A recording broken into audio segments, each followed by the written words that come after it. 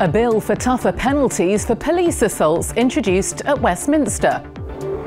Coming up, I'll be just outside Peterborough meeting one policeman accidentally set on fire. And we report on the crime-fighting technology of the future.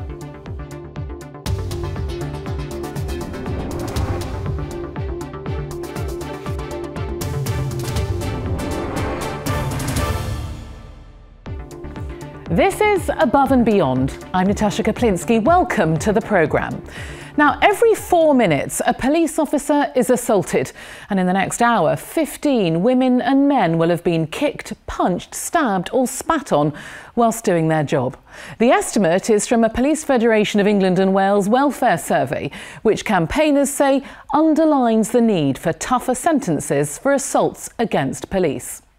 Now, in this programme, we're going to be looking at what it takes to go above and beyond the call of duty and how the Police Federation of England and Wales and leading organisations are helping protect and support officers in meeting the challenges of modern law enforcement.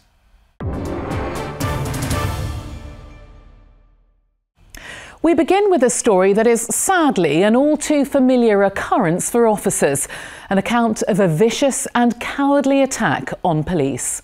It's the kind of story that has prompted the member for Halifax, Lynch, to take her campaign for tougher penalties to the floor of the House of Commons. As Katy Haswell reports, securing convictions for this kind of assault is difficult, with many offenders given suspended sentences.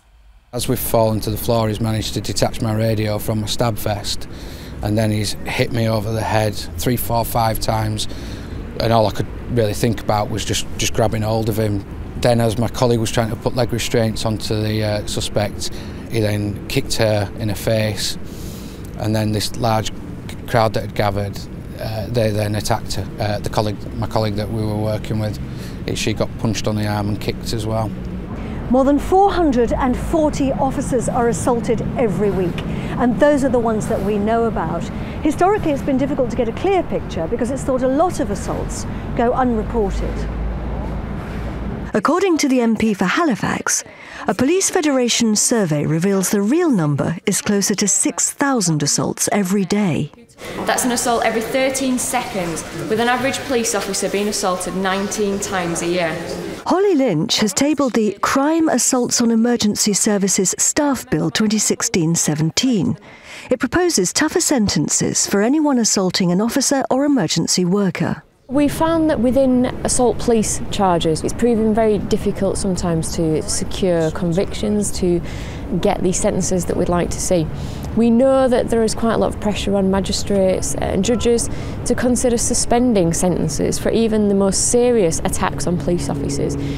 The changes will mean that within other charges, so common assault, GBH, ABH and wounding, being a uniformed emergency responder will be an aggravating factor within those charges. The bill also requires anyone who spits at an emergency responder to give a blood sample in case of infectious diseases. These officers suffered a 6-month ordeal waiting to see if they'd contracted an illness when they tried to restrain a violent offender. He turned round to me, looked me directly in the eye and honked a load of spit into the back of his throat and spat it directly in my face. It spat in my face, the blood had gone into my eyes, it had gone into my mouth. You're totally disorientated now. Luckily, we had paramedics at the scene. They said that they treat blood in the eye like a sticking injury, and it was really serious, and we had to go to casualty there and then. That's when you start to think about diseases like HIV, tuberculosis, hepatitis. At one point, I actually had a positive for hepatitis B, a false positive it came back as. My 9-year-old daughter and my 1-year-old son had to have blood tests. An immediate member of my family was suffering from cancer. The specialist advised me the risk of tuberculosis, if you were to pass that on, if you are infected, that could prove fatal. Not wanting to cuddle or kiss my children, not wanting to be with my wife, doing the same things, kiss, cuddle. I didn't want to do any of those things because I was scared of what I may have that I may pass to them. The offender received a suspended sentence and was ordered to pay £500 compensation. He just appears to have walked free from court, and it was myself who ended up with a 6-month sentence.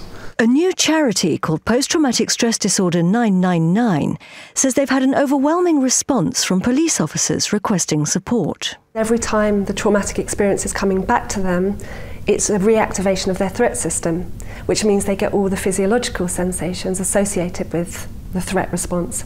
So they might find that their heart's racing, their breathing speeds up, they're sweating, they're tense, they're overwhelmed, and it takes a lot for the body to be in that state.